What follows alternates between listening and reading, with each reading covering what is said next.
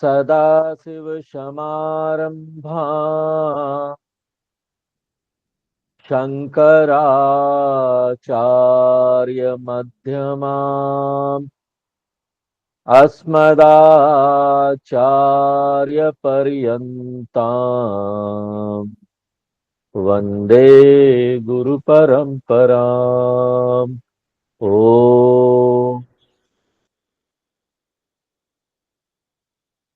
16वें अध्याय में भगवान हमको असुर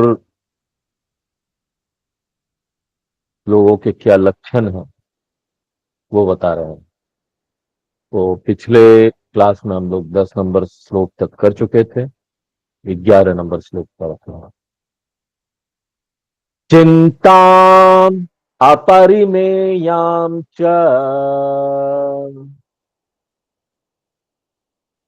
एताम् अपरिमेयां च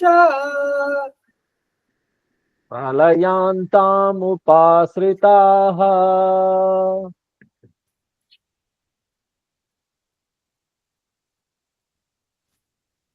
कामयां कौन सा श्लोक है? 11 नंबर श्लोक फिर से पढ़ते हैं, खोल लीजिए। 11 नंबर श्लोक बोलिए। फिर से चिंताम, फिर से पढ़ते हैं। चिंताम अपरिमेयाम च चिन्ताम् अपरिमेयां च प्रलयान्तामुपाश्रिताः श्रियन्तामुपाश्रिताः कामोपभोगपरमाः कामोपभोगपरमाः एतावदिति निश्चिताः। एतावदिति निश्चिता। फिर से पढ़ते हैं। चिंताम अपरिमेयाञ्च चिन्तामपरिमेयां च प्रलयान्तामुपाश्रिताः प्रलयान्तामुपाश्रिताः कामोपभोगपरमाः कामोपभोगपरमाः एतावदिति निश्चिताः। एतावदिति निश्चिता। तो असुर लोग कौन है? भगवान बता रहे हैं भौतिकवादी लोग, जो भगवान की सत्ता को नहीं मानते। असुर ऐसा नहीं है कि कोई दूसरी दुनिया से आएगा और जिसके सिंग लगे होंगे, दांत होगा। इस संसार में ही जो लोग एकदम से ही भौतिकवादी जीवन जीते हैं, अर्थकाम को ही मानते हैं, धर्म और मोक्ष उनके लिए कुछ है ही नहीं, भगवान को मानते नहीं, ऐसे जो मटेरियलिस्टिक लोग हैं, जो भौतिकवादी लोग हैं, उनको असुर बोल रहा है। तो ऐसे जो भौतिकवादी लोग हैं वो ज्यादा से ज्यादा निर्भर से निर्भर होते जाते हैं बाहर के व्यक्ति, वस्तु और परिस्थिति के ऊपर। उनको ये सारा चीज फाइन ट्यून करके, ठीक करके, जमा करके खुशी चाहिए, संतुष्टि चाहिए, सुरक्षा चाहिए। वो इनके ऊपर निर्भर रहते हैं। स्वामी चिन्मयानंद जी बड़े सुंदर तरीके से बोलते थे कि ना, अपने खुशी की चाबी दूसरे के जेब में मत रखिए कि दूसरा आपको कंट्रोल करे। हैं? खुशी इसका कब होगा? जब मैं चाबी घुमाऊंगा। तो ऐसे जो लोग होते ना, वो निर्भर बाहर की चीजों पर ही रहते हैं। उनकी चाबी व्यक्ति, वस्तु, परिस्थिति के पास होती है। अच्छा व्यक्ति आया तो खुश हो जाएंगे, जीवन में कोई गलत व्यक्ति आ जाए तो दुखी हो जाएंगे। वस्तु जो चाहिए वो मिल गया तो खुश हो जाएंगे, नहीं मिला तो दुखी हो। तो वस्तु डिसाइड करती है आप खुश रहोगे कि नहीं। परिस्थिति डिसाइड करती है आप खुश रहोगे कि नहीं। और ये सब अनगिनत है, जितना ये बढ़ता जाता है उतना ही निर्भरता बढ़ती जाती है। हमको ये भी चाहिए, हमको वो भी चाहिए, हमको ये भी करना है। जबकि वेदांत क्या बोलता है, ये जो निर्भरता है ना, इसको कम कीजिए। मूल उद्देश्य जो वेदांत का है वो क्या है? सर्वम परवशम दुखम। दूसरों के ऊपर निर्भर रहकर दुख प्राप्त होगा, चाहे वो कोई भी चीज हो, व्यक्ति हो, वस्तु हो, परिस्थिति हो। और सर्वम आत्मवशम सुखम। अगर सारा सुख अपने भीतर ढूंढ रहे हो, अपने ऊपर निर्भर हो, बाहर की किसी चीज पर निर्भर नहीं हो, तो सुख ही सुख मिलेगा, जॉय मिलेगा, इंडिपेंडेंस मिलेगा, सेल्फ इंडिपेंडेंस मिलेगा, सेल्फ डिपेंडेंस मिलेगा। जबकि ये भौतिकवादी समाज क्या है, वहां पर ना बार बार अलग अलग प्रकार के विज्ञापन को दोहराया जाता है। और ऐसे जो लोग हैं ना, दुनिया में बहुत बिजी हैं, बहुत सारे गैजेट खरीदने में, नए नए गैजेट्स आ रहे हैं, आईपैड, एक्सपैड, किचन रोबोट, बार बार विज्ञापन आता है। यूट्यूब खोलो, फेसबुक खोलो, जो चीज देखेंगे उसी चीज का फिर से विज्ञापन आना शुरू हो जाएगा। तो वो इन सब चीजों पर निर्भर रहते हैं। उनके पास साबुन भी अलग अलग है, हाथ के लिए अलग साबुन, पांव के लिए अलग साबुन, सब जगह के लिए अलग साबुन, सब चीज अलग अलग है। इसको बोलते हैं कंज्यूमरिस्ट सोसाइटी, बाजारू समाज। बाजार देखता है सिर्फ क्या चीजें हैं मेरे पास, हमारा स्टेटस उसमें है। और देखिए, जितनी ये चीजें बढ़ती जाएगी ना हमारे जीवन में, और जितनी इन चीजों पर हम निर्भर होते जाएंगे, उतना ही मेरा जीवन क्या होता जाएगा? अनप्रेडिक्टेबल, अप्रत्याशित। क्योंकि कौन सा चीज कब फेल होगा हमको पता नहीं ना। हाँ? इतने सारे छिपी हुई जोखिम यहाँ पर भरा पड़ा है, गड्ढे भरे पड़े हैं, कब सामने आ जाएगा गिरने के लिए पता नहीं। हम फेल हो जाएंगे, हम गिर सकते हैं। इतनी सारे चीजें हैं यहाँ पर, इतने सारे फैक्टर्स है, हमको पता भी नहीं। कुछ चीजें तो छिपी हुई है जिसके बारे में हमको पता ही नहीं। और ये छिपी हुई चीजें बढ़ती ही जाएगी, और जीवन में ना कोई निश्चितता नहीं रहेगी, अनिश्चित जीवन। हमको पता नहीं कल को जाकर ना क्या चीज खराब हो जाएगा, हाँ? क्या चीज रुक जाएगा, क्या चीज बाधा लेकर आ जाएगा। तो ये सब, जो ये सारी चीजें जिसके ऊपर हम निर्भर है, वो ठीक ठाक चलता रहे, वो सब अच्छा रहे, तब हम खुश हैं। जहां वो ब्रेक डाउन हुआ, जहां फेल हुआ, हम दुखी हो जाते हैं। तो हमारी निर्भरता किस में है, हमारा खुशी किस में है? ये सारे जो गैजेट हमने खरीदी, अपने अगल बगल इकट्ठा किए ना, वो परफेक्टली काम करता रहे। टेलीफोन काम करता रहे, मोबाइल काम करता रहे, वॉशिंग मशीन काम करता रहे, कंप्यूटर काम करता रहे, लैपटॉप काम करता रहे, परफेक्टली काम करता रहे, तो हम खुश रहेंगे। तो अब जीवन में समस्याएं ज्यादा से ज्यादा है, ज्यादा से ज्यादा जीवन में जितनी ये चीजें बढ़ रही है, अनिश्चितताएं बढ़ रही है, हमारा तनाव और चिंता बढ़ रहा है। और जितना ज्यादा जीवन अनप्रडिक्टेबल होगा, उतनी ज्यादा चिंता होते जाएगी, क्योंकि हम निर्भर हो गए उन चीजों पर सुख प्राप्त करने के लिए। जबकि एक आध्यात्मिक व्यक्ति को क्या चाहिए सुख प्राप्त करने के लिए? आत्मनि एव आत्मन तुष्ट। और सौभाग्य से आत्मा कभी फेल नहीं होगा, वो कभी ब्रेक डाउन नहीं होता है। हाँ? कभी कोई बाधा लेकर नहीं आएगा, कभी टूटेगा बिखरेगा नहीं, जाएगा नहीं आपसे, क्योंकि वो आपका स्वरूप ही। इसलिए आत्मनि एव आत्मन तुष्ट।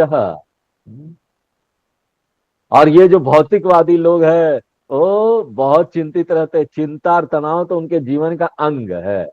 चिंता अपरिमेयाम च, एंजाइटी है, टेंशन है, तनाव है, स्ट्रेस है, चिंता है।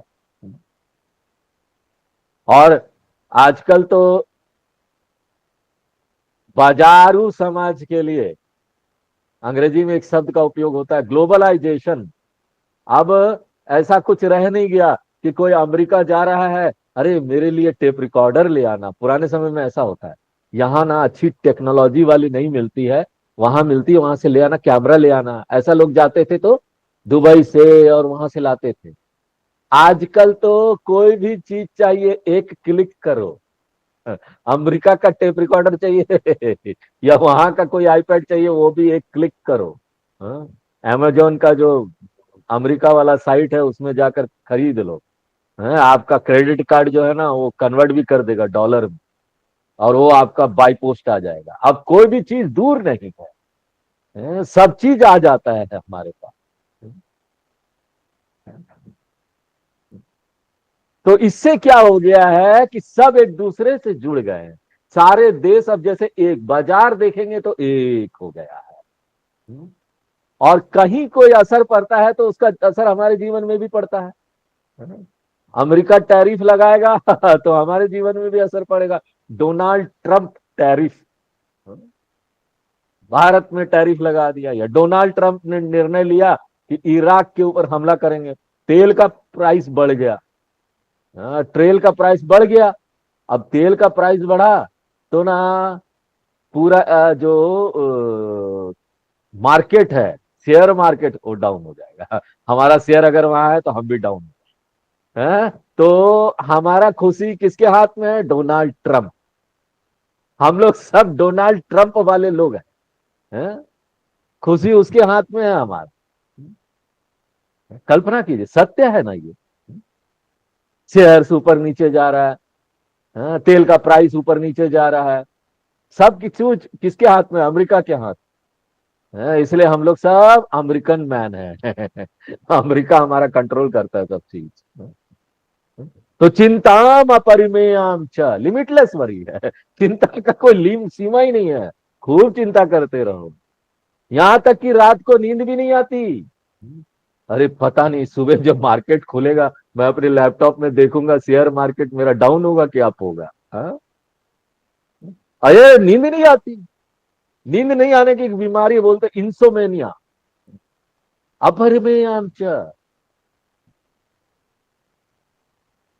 चिंता के कारण रात भर नींद नहीं आ रही है। जबकि एक भक्त क्या है?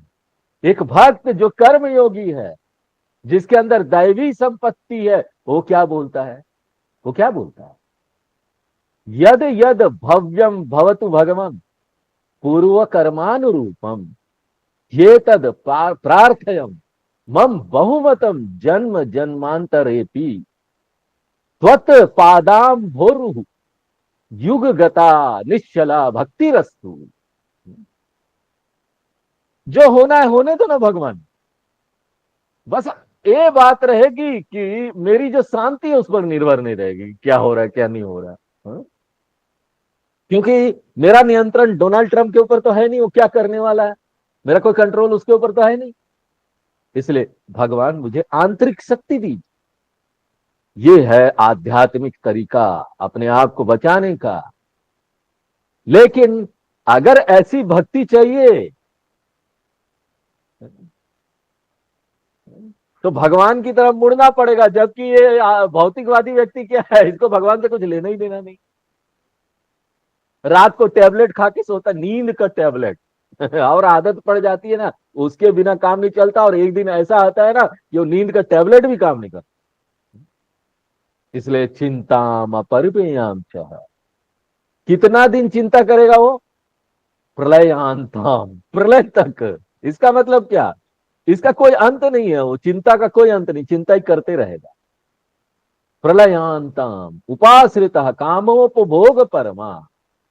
और जब हम उसको बोलेंगे भैया भगवान को शरणागति करो, तो वो उसमें विश्वास ही नहीं करेगा, वो भगवान को स्वीकार नहीं करेगा, वो कर्म योग को स्वीकार नहीं करेगा, वो रोज का प्रार्थना को स्वीकार नहीं करेगा। तो उसकी प्रतिबद्धता किसमें है? कामोपभोग परमा, हर समय पैसा का ध्यान पैसा का, meditation on wealth and money, share market meditation. तो परमा क्या ना, उस उच्च लक्ष्य, उसके लिए वही उच्च लक्ष्य है। एतावदति निश्चिता, उनको लगता है जीवन इतना ही है और कुछ है नहीं जीवन। जितने भी उपनिषद है ना, वो बड़े कठोर रूप से ऐसे लोगों की निंदा करते हैं। वो क्या बोलते हैं? अविद्यायामंतरे वर्तमाना स्वयं धीरा पंडितम मन्यमाना जंघन्यमाना पर्यंति मूढ़ा अंधेनेव नियमाना यथा अंधा। ये सब पूरा जो गांव है ना, भांग पी लिया है, अंधा हो। पूरा गांव में पूरी दुनिया भांग पी के अंधी एक ही तरफ जा रही है। तो ये सब जो लोग है ना, बेचारे लोग है, बेचारे, हाँ, बेचारे भुगतने वाले लोग। और दुर्भाग्यवश क्या होता है ना, ये जहां जाते हैं ना, वो सोचते हैं हम ना दूसरों को भी वैसे ही बना दे, इसलिए उनसे वही बात करेंगे। कहाँ कोई नया प्रोजेक्ट आ रहा है, कहाँ रोड बनने वाली है, किधर जमीन का पैसा बढ़ने वाला है, कौन सा कंपनी का शेयर्स नीचे जाने वाला है, कौन सा ऊपर जाने वाला है। उनको लगता है जीवन ही यही है। They think life is only this much, nothing more. 12 number श्लोक पढ़ते हैं। आशा पासा सतैर्बद्धा आशापाशशतैर्बद्धाः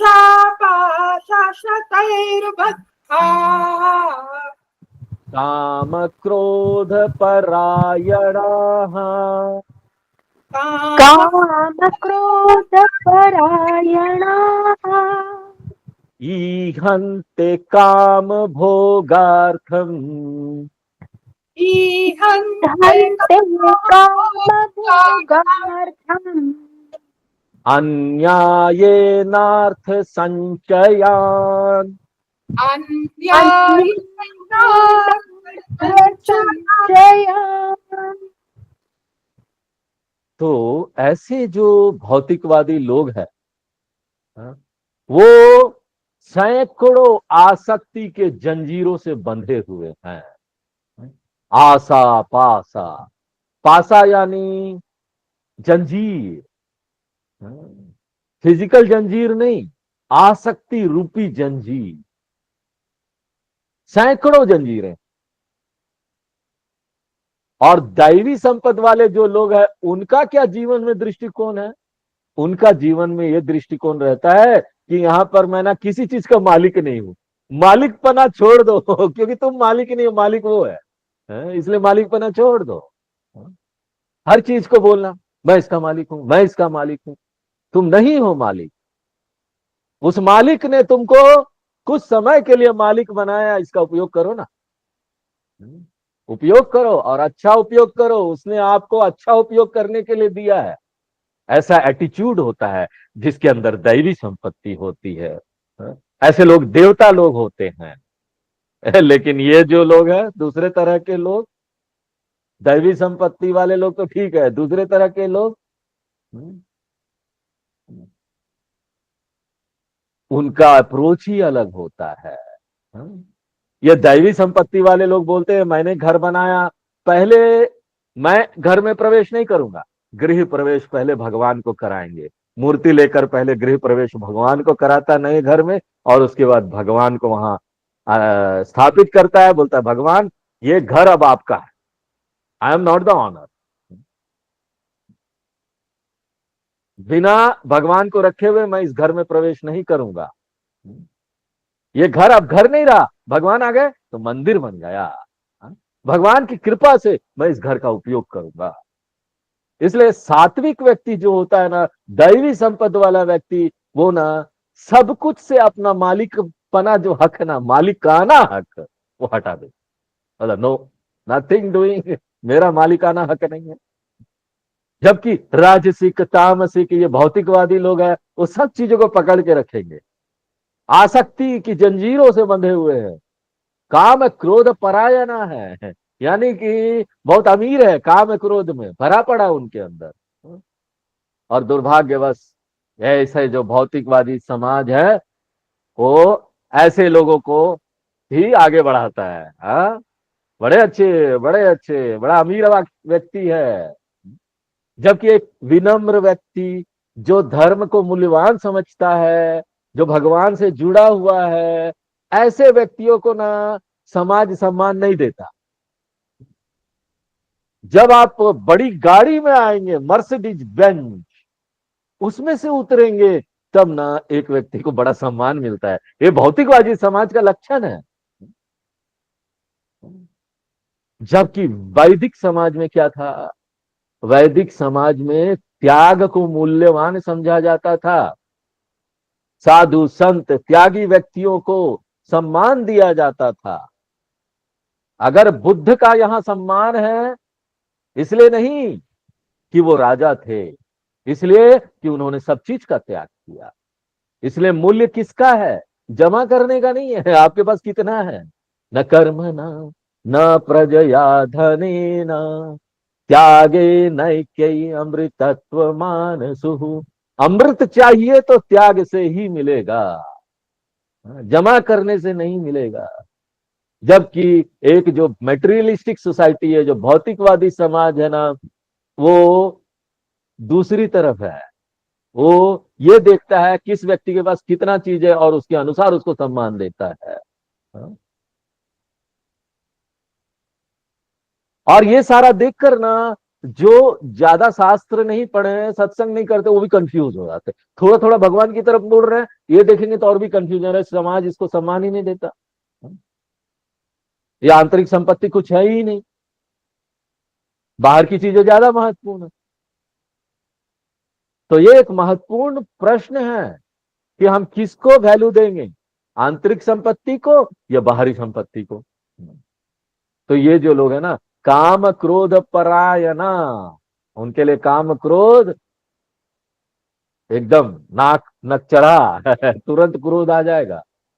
ईहंते, और बहुत बिजी है वो। ऐसे लोग बड़े बिजी है, ओवर टाइम काम करते, रात को भी काम कर रहे हैं, 16 घंटे काम करते, 18 घंटे उनका मोबाइल चलता रहता है। हाँ बॉस, हे बॉस, ये बॉस, वो बॉस, पूरा टाइम मोबाइल चलता है। हाँ? पूरा टाइम बिजी है, मेरे पास टाइम नहीं है, बाद में बात करता हूं। पंच महायज्ञ के लिए टाइम नहीं, संध्या वंदन के लिए टाइम नहीं, पूजा करने के लिए टाइम नहीं। अरे उनके पास तो पता नहीं, पंच महायज्ञ है, आप लोगों को तो याद होगा, उनके पास याद करने का भी समय नहीं हो। पंच महायज्ञ ये क्या चीज है? करने का तो छोड़ दो, उनको ये भी नहीं पता कि ये है क्या चीज। नहीं, ऐसा सुना सुना लग रहा है स्वामी जी, आपने कभी बताया था क्या? कोई टाइम ही नहीं है, ई अंते है। वो बिजी हैं, अंग्रेजी में एक शब्द है, जो बहुत काम करते हैं ना, पूरा रात दिन काम में लगे रहते हैं, उनके लिए एक शब्द है वर्कोहॉलिक। ऐसे लोग वर्कोहॉलिक होते हैं, वो ज्यादा से ज्यादा जमा कर लेना चाहते हैं, पैसा कमा लेना चाहते हैं। अर्थ संचया, वो यहां पर अर्थ जमा करने के लिए, बहुत ज्यादा संपत्ति जमा करने के लिए बिजी रहते, काम करते रहते हैं। वो ना जमा करके ना एक जगह रख लेना चाहते अपने लिए, अपनी सुरक्षा के लिए। और ये जो संपत्ति है ना, इसका रंग दो है। क्या रंग है स्वामी जी? नहीं जी, एक राम रंग का है, एक श्याम रंग का है? हाँ, क्या ब्लैक चाहिए कि व्हाइट? दोनों है मेरे पास। हाँ? अन्याय ना, न्याय ना नहीं। ये जो कृष्ण कृष्ण वाला जो संपत्ति है ना, ब्लैक है। कृष्ण भगवान ब्लैक थे ना, इसलिए अन्याय ना, अन्याय से कमाया हुआ। हाँ? और राम वाला जो संपत्ति है व्हाइट है। हाँ? वो कम होता है, अन्याय ना वाला ज्यादा होता है। इसलिए ये सब किस उद्देश्य से? कामोपभोग अर्थाम। ये काम भोग करना चाहते हैं। देखिए, पैसे कमाना बुरी बात नहीं है, खूब कमाइए। पैसे कमाना कोई बुरी बात नहीं है, हमने आपको ये पहले भी बताया था। आप यहां पर ज्यादा से ज्यादा कमाइए, लेकिन कम से कम के ऊपर मालिकाना हक रखिए, तो आप समाज के लिए आशीर्वाद हो जाते हैं। ऐसा व्यक्ति चाहिए हमको समाज में। देखिए, कर्म योगी कौन है? जो ज्यादा से ज्यादा कमाता है और कम से कम अपने पास रखता है। और कर्मी कौन है?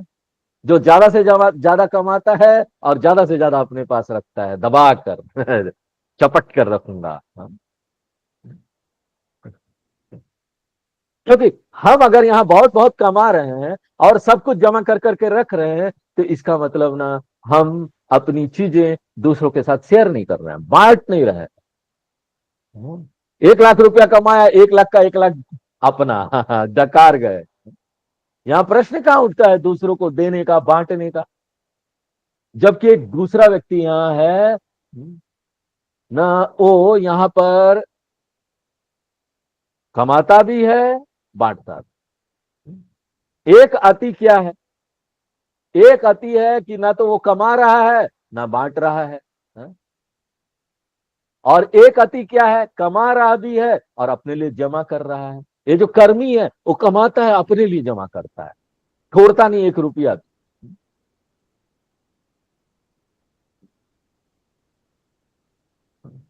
एक सन्यासी है जो कहीं जाकर काम नहीं कर पाता, दूसरों के ऊपर ही निर्भर है, वो गृहस्थों के ऊपर निर्भर है, उसको भिक्षा मिले तब उसका जीवन चलता है। तो वो तो दान नहीं कर सकता ना। सन्यासी दान कर सकता है? नहीं। सन्यासी को दान के लिए बोला भी नहीं गया है शास्त्रों में, क्योंकि वो खुद ही दान पर निर्भर है, तो वो दान नहीं कर सकता। कर्म योगी बहुत महत्वपूर्ण व्यक्ति है समाज के लिए, क्योंकि वो बहुत कमाता है, लोगों को देता भी है साथ में, और यहाँ पर धर्म के लिए भी देता है, पंच महायज्ञ करता है, कम से कम रखता है अपने पास। इसलिए हम पैसे कमाने के विरुद्ध नहीं है। हम किसके विरुद्ध है? हम इसके विरुद्ध हैं कि ना, हम यहाँ पर कमा भी रहे हैं और सारा कुछ अपने पास रख ले रहे हैं, देते ही नहीं दूसरों को। तो 3 तरह के लोग क्या हुए? कर्मी, कर्मयोगी, सन्यासी। कर्मी कौन है? कमा रहा है, अपने ही पास रख रहा है, डकार जा रहा है। कर्मयोगी क्या है? कौन है? कमा रहा है और कम से कम के ऊपर मालिकाना हक रखे हुए। ऐसा व्यक्ति तो समाज के लिए वरदान होगा ना, ब्लेसिंग फॉर द सोसाइटी। और सन्यासी, वो तो कुछ नहीं कर सकता, क्योंकि उसके पास है ही नहीं, समाज उसको देती है तो उसका काम चलता है। इसलिए ये जो व्यक्ति है ना, अर्थ संचयन, संचय करता है, कमाता है, रखते जाता है, दूसरों को नहीं देता, कोई दान नहीं। ई हंते। 13 नंबर श्लोक पढ़ते हैं।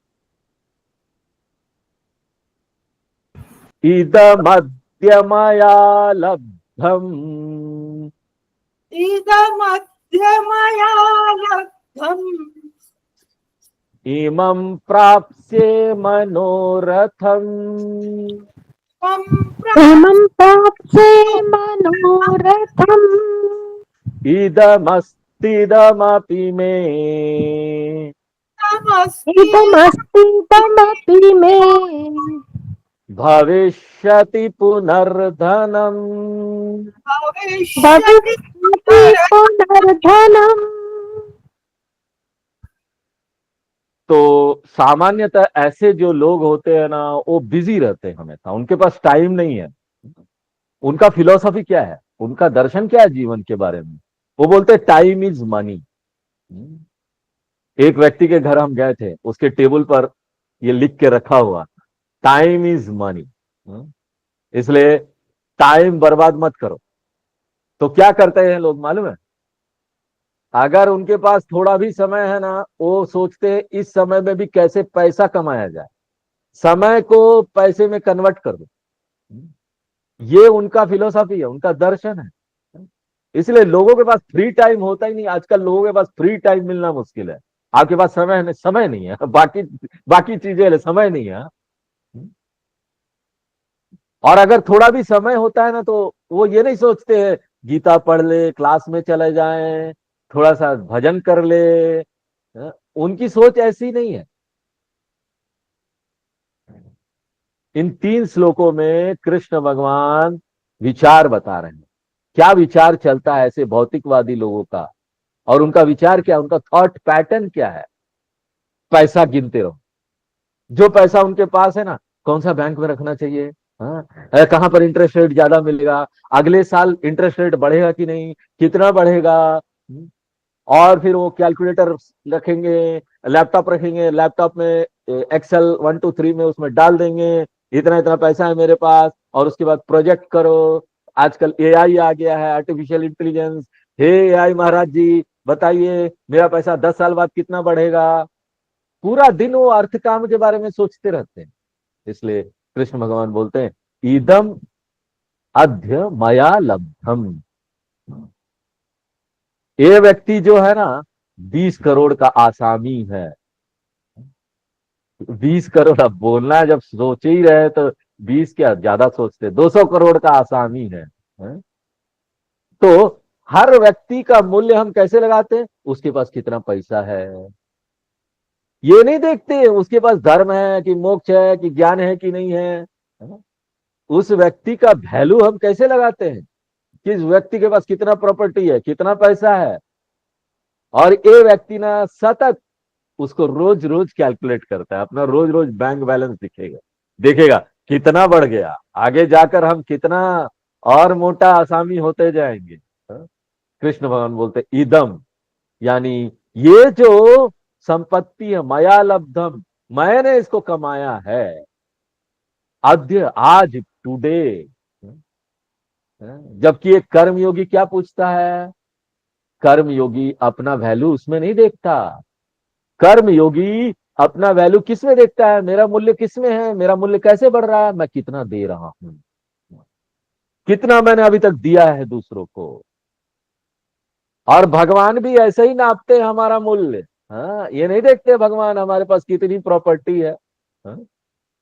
भगवान देखते हैं इसने दिया कितना है लोगों को।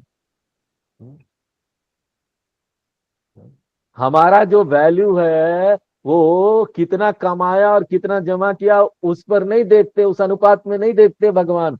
उस अनुपात में देखते हैं कि कितना कमाया और कितना दिया, बांटा कितना। लेकिन ये जो भौतिकवादी व्यक्ति है ना, उसको ये बात नहीं पता। इसलिए वो क्या बोलता है, हाँ, कि अभी आज मैंने इतना कमाया, अगले साल उतना कमाऊंगा, हाँ, और ज्यादा कमाऊंगा, और सब प्रोजेक्शन करके रखेगा। और आजकल तो वो इस तरह की एजेंसी आ गई है, आपके पैसे का ध्यान रखेगी। आपको रोज रोज नोटिफिकेशन आएगा मोबाइल में, आज आपका पैसा इतना बढ़ गया, और वो सोचता रहेगा आज इतना बढ़ गया। हाँ, आज 10% है, कल 5% था, तो इसका मतलब और आगे में 15% बढ़ जाएगा, 20% बढ़ जाएगा। इमं मनोरथम प्राप्त, फ्यूचर में मैं अपनी सारी कामनाओं की पूर्ति कर पाऊंगा, भविष्य में जाकर मेरे पास ये होगा वो होगा। हाँ? इदम धनम अस्ति, इदम धनम भविष्यति, अभी इतना पैसा है, आगे भविष्य में इतना और होगा, इतना पैसा मेरे पास है। हाँ? संक्षेप में देखिए यहां बोलना क्या चाहते हैं, बोलना ये चाहते हैं ना कि ऐसा व्यक्ति ना हमेशा पैसे के ध्यान में रहता है, हमेशा पैसा का ध्यान करता रहता है। ध्यान ये भी कर रहा है, ध्यान कोई और भी कर रहा है, अंतर क्या है, वो ध्यान भगवान के ऊपर नहीं करता। हाँ? वो एक ही भगवान के ऊपर ध्यान करता है, लक्ष्मी जी। हाँ? लक्ष्मी जी। और दूसरा जो व्यक्ति है वो क्या, लक्ष्मी जी का ध्यान करता है लेकिन विष्णु भगवान के साथ, खाली लक्ष्मी जी का नहीं करता है। ज्ञान विष्णु भगवान से आता है। हाँ?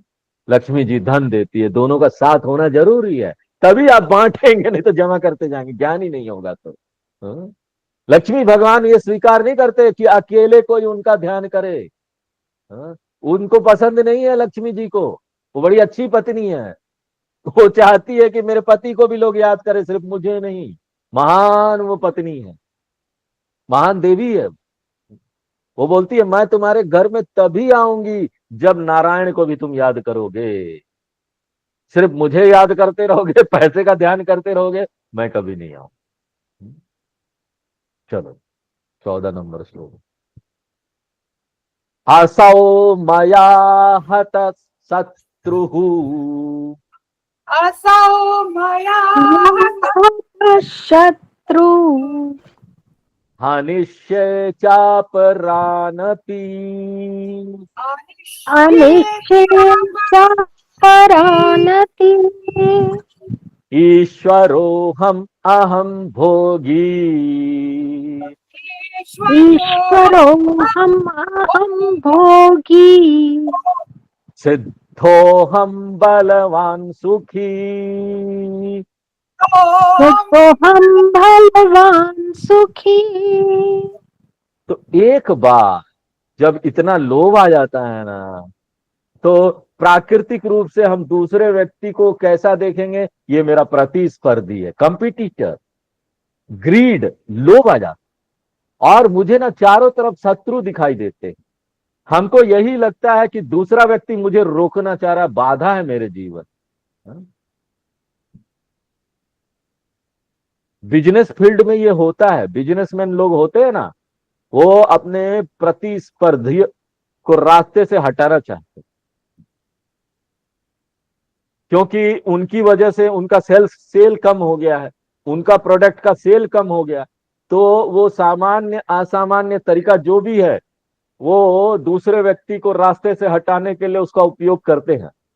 बड़ी बड़ी कंपनियां होती है, छोटी कंपनियों को निकल जाती। कोको कोला, वाह, कैंपा कोला भी आ गया अभी, रिलायंस का। वार बोलते, वार, वार क्यों बोलते हैं? युद्ध है ये बिजनेस नहीं है, ये वार है। देखो, कृष्ण भगवान भी ये सब जानते थे, बहुत पहले से ये सब चीज, इसलिए बोल रहे हैं असौ शत्रु मया हता।